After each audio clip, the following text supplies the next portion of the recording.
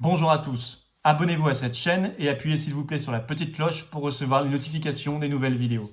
Merci beaucoup. Le 5 mai dernier, il y a quelques jours, coup de tonnerre dans le ciel européen.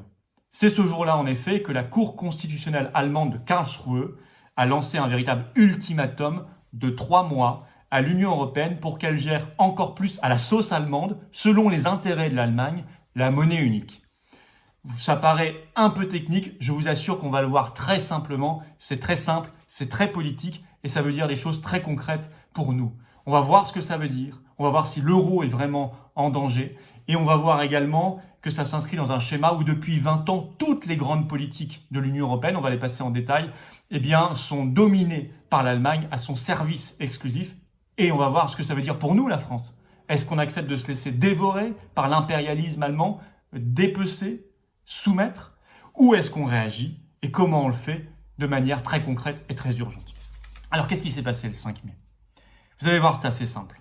La Cour constitutionnelle allemande, qui est située à Karlsruhe, qui est une ville allemande, devait se prononcer sur un programme de la Banque Centrale Européenne dit PSPP, peu importe ce que ça veut dire. Sachez que c'est un programme lancé en mars 2015 de rachat massif de dettes des États membres de la zone euro, surtout les pays du Sud qui sont les plus endettés. On pense à l'Italie ou l'Espagne. Donc la Banque Centrale Européenne rachète les dettes, les obligations d'État qui sont dans les banques et qui sont émises par les États membres de la zone euro.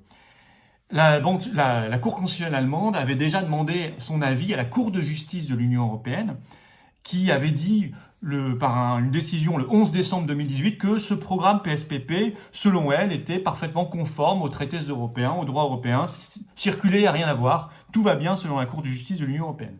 Mais cette décision du 11 décembre 2018 n'a pas satisfait la Cour constitutionnelle allemande de Karlsruhe. C'est là que l'affaire commence. Et c'est pour cela que le 5 mai, là, il y a quelques jours, elle a déclaré cette décision de la Cour de justice de l'Union européenne, je cite, incompréhensible. Il faut savoir que le ton dans lequel est écrit la décision de la Cour constitutionnelle allemande du 5 mai est très brutal, ce qui montre vraiment comment l'Allemagne aujourd'hui considère comme son laquais l'Union européenne et à son service exclusif. Et donc, par cette décision le 5 mai, la Cour constitutionnelle allemande a remis en cause la décision de la Cour de justice de l'Union européenne, ce qui est un sacrilège pour les européistes, puisque normalement, c'est la Cour suprême de l'Union européenne, et c'est comme ça que toutes les autres cours suprêmes nationales, y compris en France, la voient et la considèrent. Eh bien non, là, la Cour constitutionnelle allemande s'est elle-même érigée en Cour suprême de l'Union européenne. Sachez qu'en France, ce n'est pas du tout le cas. Depuis 1975, la Cour de cassation, qui est au sommet d'une branche de la justice en France, reconnaît qu'elle se soumet totalement au droit européen. Même chose pour le Conseil d'État qui est à la tête de la justice administrative depuis 1989 et même le Conseil constitutionnel français, de toute façon, a réglé le problème puisque depuis le traité de Maastricht 1992, on a intégré les traités européens dans la Constitution française via l'article 88. Comme ça, en France, il n'y a pas de problème. On peut dire formellement que la Constitution française est supérieure aux traités européens. On peut le dire, mais c'est fictif, puisque dans la Constitution française, on a intégré le fait que la France appartenait à l'Union européenne et les traités européens. Alors, la Cour constitutionnelle allemande a dit que donc elle n'était pas du tout convaincue par cette décision de la Cour de justice de l'Union européenne, et elle a donc laissé un ultimatum de 3 mois à la Banque centrale européenne pour la convaincre que ces programmes massifs de rachat de dettes d'État de la zone euro sont bien légaux et conformes aux traités européens. Dépassé ce délai de 3 mois, la Cour constitutionnelle allemande de Karlsruhe demandera à la Banque centrale allemande, la Bundesbank, de ne plus participer à ce programme de rachat massif de dettes, ce qui déséquilibrerait évidemment complètement l'ensemble, puisque les rachats faits par la Bundesbank représentent à peu près 30% des rachats totaux faits par la Banque centrale européenne. Alors ça, évidemment, ça serait un véritable problème pour la Banque centrale européenne et ça ruinerait sa crédibilité par rapport aux investisseurs extérieurs.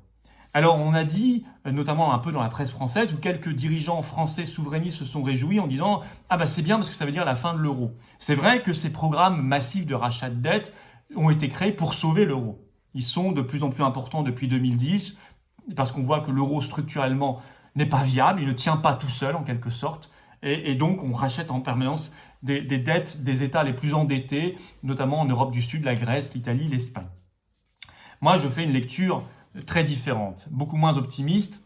Je pense que les élites françaises ne sont pas capables de se défaire de la religion de l'euro et de la religion européiste Et que donc, non pas que ça signifierait la fin de l'euro, mais ça signifierait que les élites françaises accepteraient de se soumettre aux nouvelles conditions allemandes, encore plus restrictives. Si on achète moins de dettes des États, alors on fera encore plus d'austérité budgétaire. Et je vous assure, de mon point de vue, que les élites françaises choisiraient cette option-là plutôt que de démanteler l'euro. Pour elles, l'euro passe avant tout, et y compris s'il faut saigner les Français et s'il faut leur imposer le mur de la dette par l'austérité budgétaire. Alors, c'est pas tout à fait nouveau. Sachez que la Cour constitutionnelle allemande, dans un arrêt qui avait fait du bruit le 30 juin 2009, avait déjà montré l'impérialisme allemand. Elle avait déjà montré, elle devait à l'époque juger la constitutionnalité du traité de Lisbonne, qu'elle n'était pas prête de se laisser faire par le droit européen. Ainsi, elle s'était réservé le droit de bloquer un texte européen, ce qu'aucune autre Cour constitutionnelle nationale n'ose faire en Europe. Et elle avait dit qu'elle le ferait pour préserver la souveraineté et l'identité constitutionnelle allemande. Par ailleurs, elle avait pointé du doigt un déficit de démocratie structurelle au niveau de l'Union européenne, c'est bien de le dire, et elle avait dit que l'Allemagne n'avait pas le droit d'accepter d'être dans une Europe fédérale, et qu'en tout cas, si un jour ça se produisait vraiment, l'Allemagne serait obligée de se tourner vers son peuple et de faire un référendum. Donc on voit qu'elle est déjà dans une optique assez souverainiste, et qui montre que l'Allemagne considère l'Union européenne vraiment comme sa chose. Alors là, on va regarder un peu les grandes politiques depuis 20 ans et on va voir qu'elles sont toutes au bénéfice exclusif de l'Allemagne. J'ai d'abord envie de vous citer un article qui date de juin 2019 d'un politologue qui s'appelle Robert Kagan dans Foreign Affairs. Il avait fait du bruit. Et il s'appelle « La nouvelle question allemande ». Je ne sais pas si vous l'avez déjà lu ou relu, mais il est intéressant de l'avoir en tête. Il dit que l'Allemagne, notamment depuis son nullité faite, puis défaite, puis refaite en 1871, est la nation probablement la plus dominatrice et la plus imprévisible d'Europe. Et il dit, je le cite, que dans son état normal, l'Allemagne est vraiment dans une stratégie d'hégémonie et d'écrasement. Et ça nous explique pourquoi toutes les politiques européennes sont à son service exclusif. Ça n'explique pas en revanche pourquoi les gouvernements français et les présidents de la République française acceptent cette soumission. Ça, c'est une autre question, on va en parler juste après. D'abord, la grande politique européenne au bénéfice de l'Allemagne, c'est l'euro. Bien sûr, je vous l'ai déjà expliqué, le FMI le dit chaque année dans un rapport qui sort l'été, l'euro est structurellement pas cher pour l'Allemagne, alors qu'il est structurellement épouvantablement cher pour les pays d'Europe du Sud, dont la France, ce qui fait qu'en permanence, l'Allemagne gagne beaucoup de compétitivité et donc, très concrètement, beaucoup de richesse et d'emplois grâce à l'euro, alors que nous, on en perd beaucoup à son bénéfice. Deuxième grande politique à son bénéfice exclusif, c'est quand on a fait l'élargissement de l'Europe à l'Est, 2004, puis 2007, c'est-à-dire, vous savez, la Pologne, Roumanie, Bulgarie, Hongrie, etc. Pourquoi on l'a fait? On l'a fait pour servir les intérêts allemands. C'est l'Allemagne qui voulait en premier lieu ça. Parce que l'Europe de l'Est a toujours été ce qu'on appelle son hinterland, qu'on pourrait traduire par son arrière-pays, c'est-à-dire sa zone d'influence et d'attraction économique. En gros, elle fait travailler cette zone-là, qui lui achète d'ailleurs beaucoup de produits, beaucoup de machines-outils. Et donc, il y a une intégration économique très forte entre cet hinterland d'Europe de l'Est et la base de production et la base industrielle allemande. Et donc, l'Allemagne, pour mieux connecter encore son économie à son service propre, a fait cet élargissement, a poussé pour l'élargissement de l'Union européenne à l'Est, qui a eu lieu et qui va continuer, puisqu'on nous annonce bientôt des pays des Balkans, etc. C'est toujours au service de l'Allemagne. Et ce qui fait que vous avez un journaliste économiste, Jean-Michel Quatrepoint, qui dans son livre « Choc des empires » dit qu'il y a aujourd'hui dans le monde 3 empires. L'empire américain, l'empire chinois et l'empire allemand.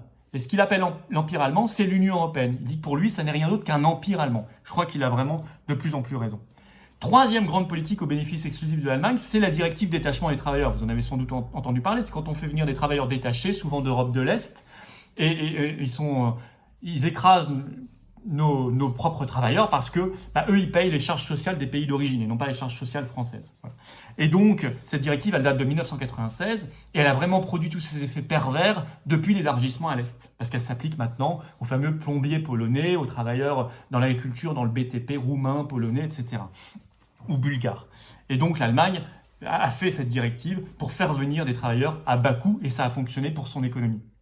Quatrième grande politique européenne à son service exclusif, c'est la politique d'immigration.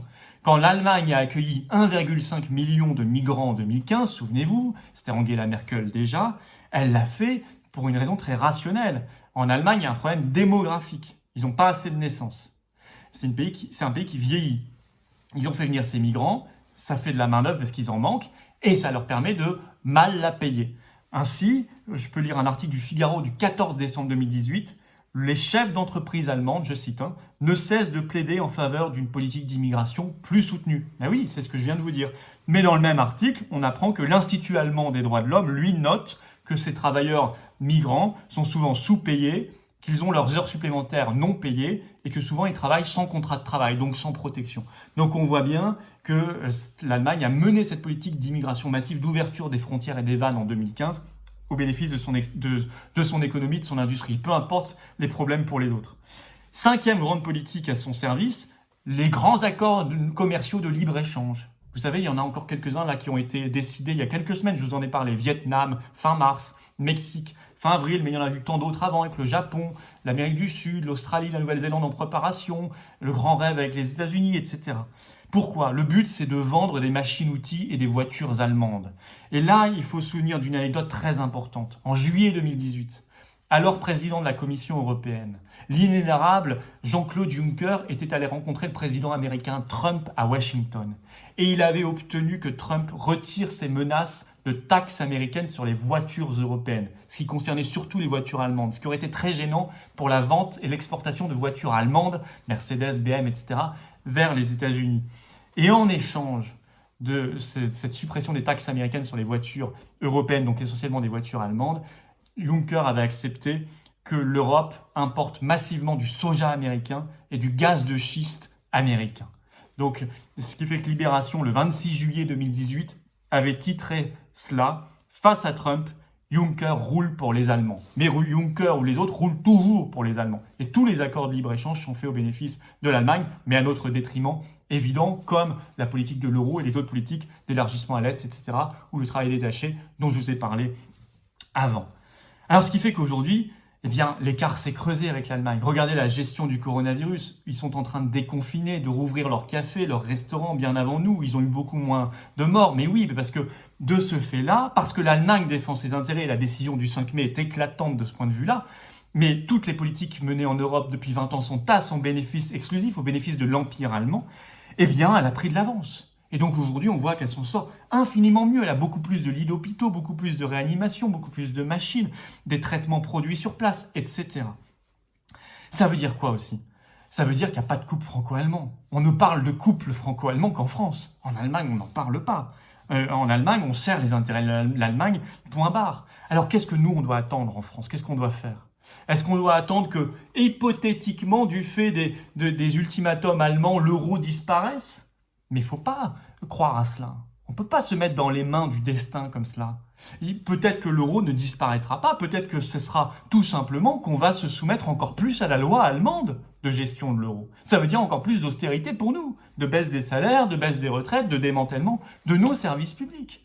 Et donc, on ne peut pas accepter de se mettre dans les mains du destin en disant peut-être que du fait que l'Allemagne est intransigeante, ça va nous arranger. Non, ça risque de ne pas du tout se produire comme ça. Ça risque de se produire tout simplement par un asservissement supplémentaire, une soumission supplémentaire de la France à l'Allemagne. Et donc, nous devons quitter ce système malsain, cette relation déséquilibrée, très malsaine avec l'Allemagne. Et nous devons faire le Frexit, quitter l'Union européenne et l'euro. Et ce ne sont pas les hommes et les femmes actuellement en place en France qui le feront. C'est pour ça qu'on a besoin de ces mesures de salut public et de cette révolution politique dont je vous parle. Ça démontre aussi, au passage, que l'euro est vraiment une monnaie qui est très faible, puisqu'elle est en permanence menacée par des décisions de cours de justice, etc. Normalement, une monnaie, c'est une monnaie, elle tient la route. Là, elle ne tient pas la route. Elle est menacée en permanence, elle est précaire, elle est très faible, on ne peut pas la garder. Donc, faisons ce programme de libération par rapport à l'Allemagne. Sortons de cette relation déséquilibrée, ayons une relation normale, équilibrée. Et donc, faisons le Frexit, qui sera aussi un moyen de nous défaire de l'impérialisme allemand qui ne sert en rien nos intérêts. Si vous êtes d'accord avec cette analyse, adhérez maintenant aux Patriotes, le mouvement politique que je préside. Le lien pour adhérer se trouve dans la description sous cette vidéo. Rejoignez-nous si vous êtes d'accord avec cette analyse sur l'Europe et sur l'Allemagne et sur la France. On a besoin de défendre le patriotisme français. Je vous attends, adhérez, rejoignez-nous. On va y arriver tous ensemble. Merci.